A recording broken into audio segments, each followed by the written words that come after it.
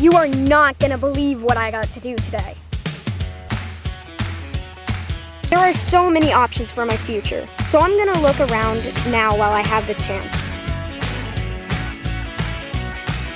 Join me as I explore the world of work. Today I am at the Ethelbert B. Crawford Library. My name is Mary Paige Lang-Klaus, and I'm the director of the Ethelbert B. Crawford Public Library here in Monticello. I've been working in libraries for 23 years, the last 13 at this library, and as the director for the last 8. We've been in this building. This is a new building. We still consider this a new building. We've been in here since 2015, and we moved from a small, almost like a little house down Broadway at 393 Broadway to here, where we had more space, more parking, lots of things that the community wanted, a place to meet as well. So what I do? So I, as a director, we're a nonprofit, so I deal with setting a budget every year. As a nonprofit, we don't really take in money, like we're not selling things, but we want to figure out what our expenses are for the year. We set a budget, and then we try, and my job is to make sure that we stick to that budget. There's a lot of stuff that goes into working at a library. So, what kind of training or education would you need to work here?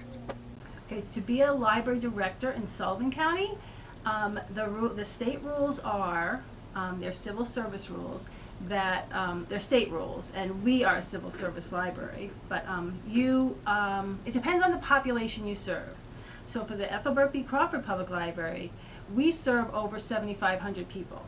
So in that instance, you are required to have an advanced degree, and in most cases it's called a master's in library science. Sometimes there's nuances to the name, but you need a degree beyond a bachelor's to be a public librarian. If the library serves less than 7,500 people, of which there are several in Sullivan County, that's not required. So I am a librarian, which means I went and got some education to become a librarian, special advanced education, as did Cheryl. She has a master's in library science as well, and she's a librarian. She's a youth services librarian. And Sierra is a library assistant, and she has her bachelor's degree, and she works specifically with youth for the most part. Where people come in, the main entrance, and we have our circulation desk here with our barriers for COVID. And so some staff are working on setting up appointments for people to either pick up something curbside or make an appointment to come in to browse or fax something. We also have notary services.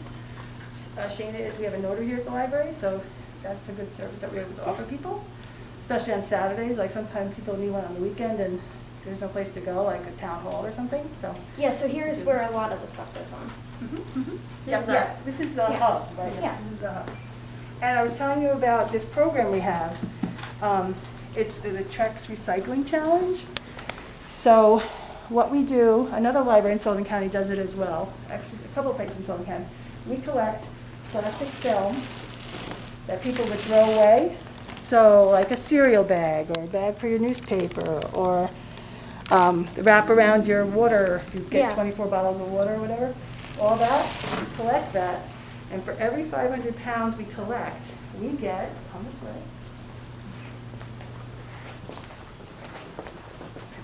a bench made out of that material. The company called Trex recycles it and builds like decking. Have you ever heard Trex decking? It looks like wood, but it's this thing. Yeah, I think I don't know I've what heard they of do that. to it. It's magic.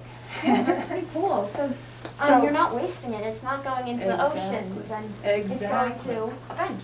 Everybody is so happy to Yeah. be able to bring their stuff here and not put it in the landfill. The thing that we've had for a very long time is a self-checkout, because we have security gates with scan pads on them, and we have barcodes. So we can check this out using the barcode, but it'll check it out and deactivate the scan pad too. Right. So, you basically have a security system, so no one can steal your books. Right, so if it wasn't deactivated, then it would beep. Yeah. And we have them at both ends, so you want to check out, you want to hit that. And then there you go.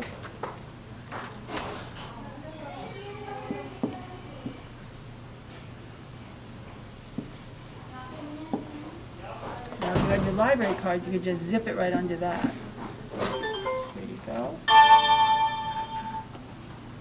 And then you're just going to put it on the pad.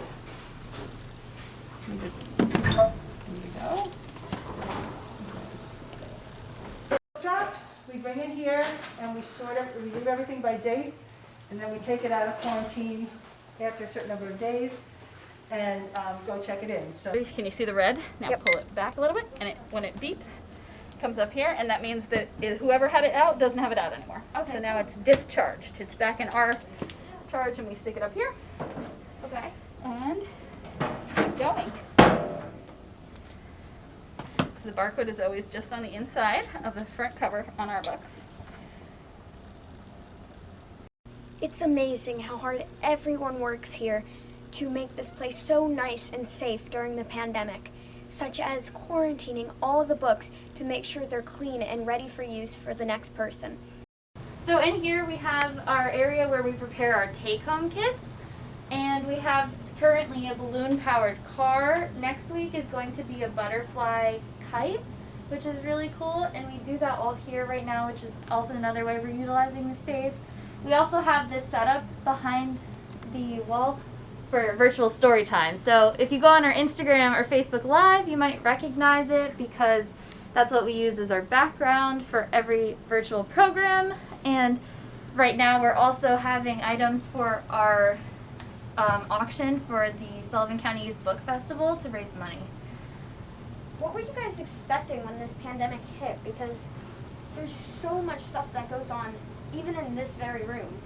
And clearly you guys actually have a good hold on that now, but what were you guys really thinking of what's going to happen? I have to say we honestly didn't know. We had to just, figure it out as we went along.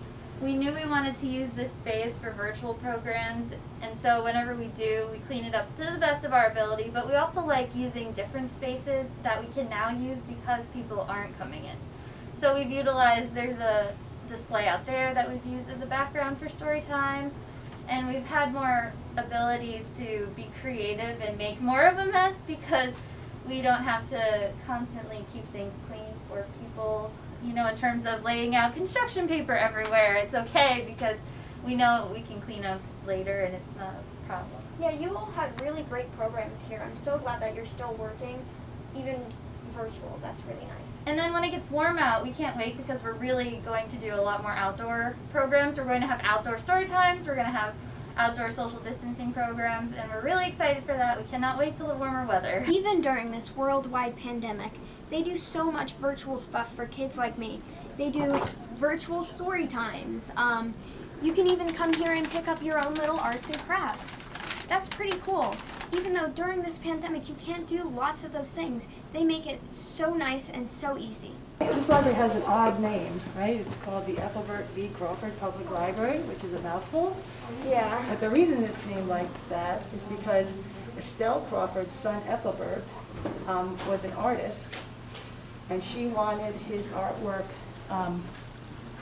displayed publicly, and at that time, this town needed a library.